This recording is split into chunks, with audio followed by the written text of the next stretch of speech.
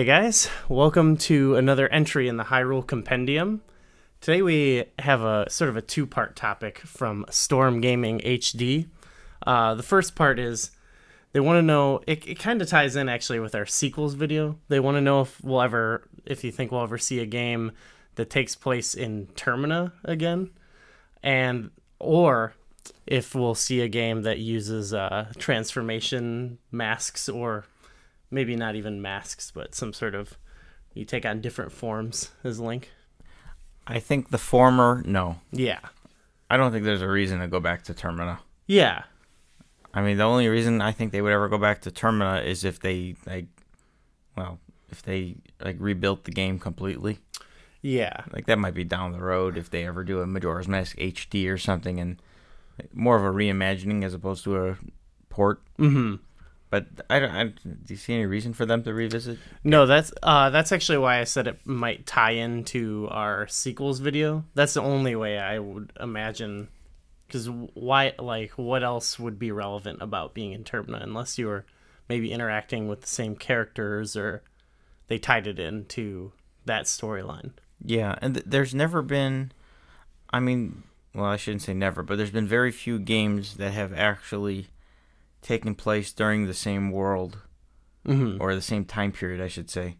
Like, even like The Legend of Zelda and Adventure of Link were same time period, and the map was the bottom left corner of the Adventure of Link map is the Legend of Zelda map, but it's like tiny. Yeah. But like, generally speaking, I can't think of any other games that are in the same world, I guess.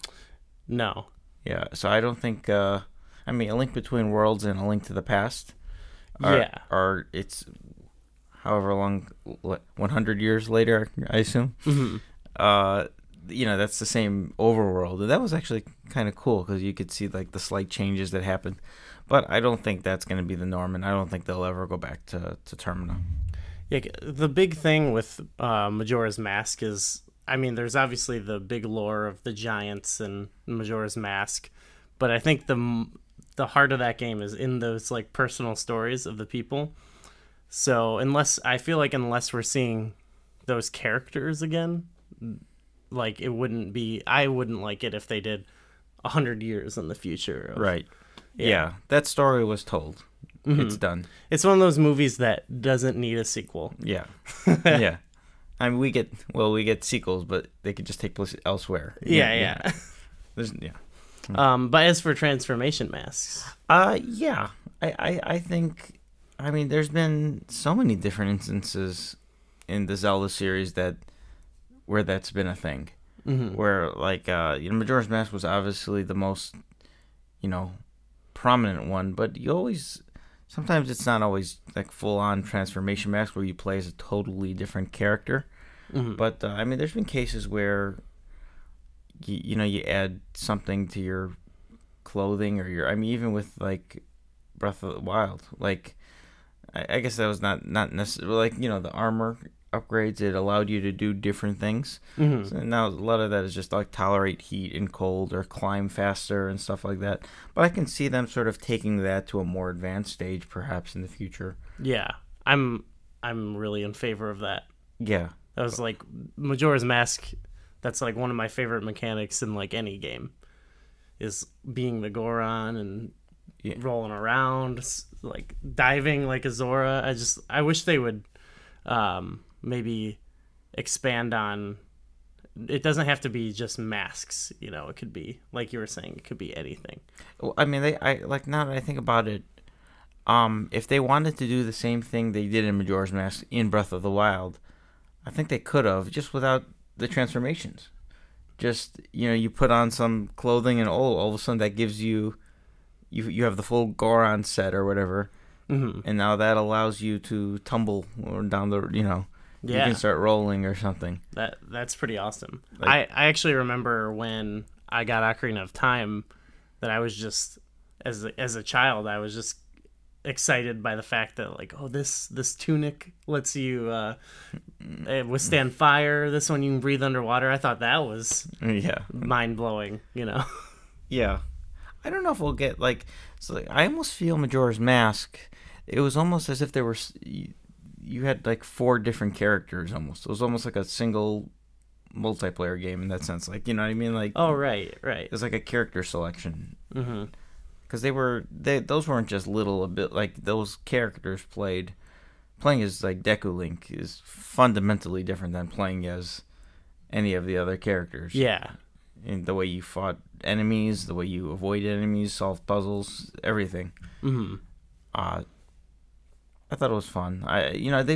This is not exactly transformation masks, but like, in several games, there's been small instances where you're allowed to play as another character, like momentarily, and then they have totally different abilities and new strengths and weaknesses. Yeah. Like there's a small part in like Phantom Hourglass where you get to play as a little Goron and start rolling around, and he's got totally different abilities than Link. Oh, right. Now that's only in one dungeon, and it's like 10 minutes of the game.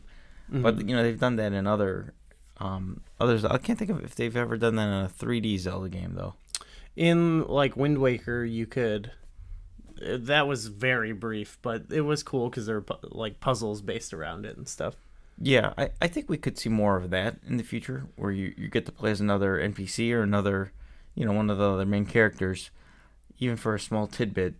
It's totally different than Transformation Mess, but it's kind of the same concept in that the character plays totally different. I guess that would be the purpose of doing that.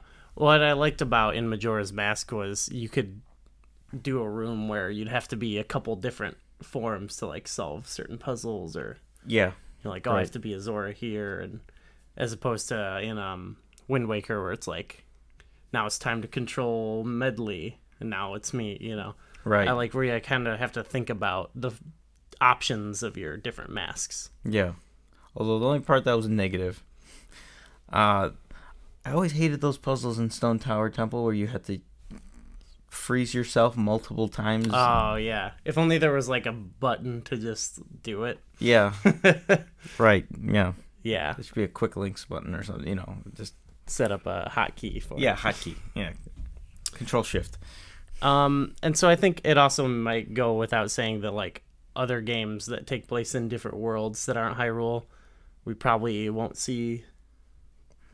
I don't think we'll ever see, I shouldn't say never, since we did with A Link Between Worlds, but generally speaking, I think they like to make every Zelda game its own unique experience that doesn't tie into a previous game. I guess A Link Between Worlds was like the one exception to that. They'll put some lore in there, like Breath of the Wild was filled with it. There's so many locations from some of the previous games that are sort of like, sprinkled in there. And they do that, like in Twilight Princess, there's a little bit of that too, with like, it kind of harkens back to Ocarina of Time in parts. But there's never like, other than Hyrule, we won't return to another world. Yeah, and even Hyrule, all the different Hyrules are, generally speaking, they're completely different. Yeah, absolutely. So what do you guys think? A lot of people, typically, we have talked about this, the sequels, people just want a new world anyway. I wonder what you guys would think about a new game, but in a returning to a world we haven't seen. And what do you think about idea of transformation masks, or tunics as we talked, or armor? And let us know what else you want us to talk about. And thanks for watching.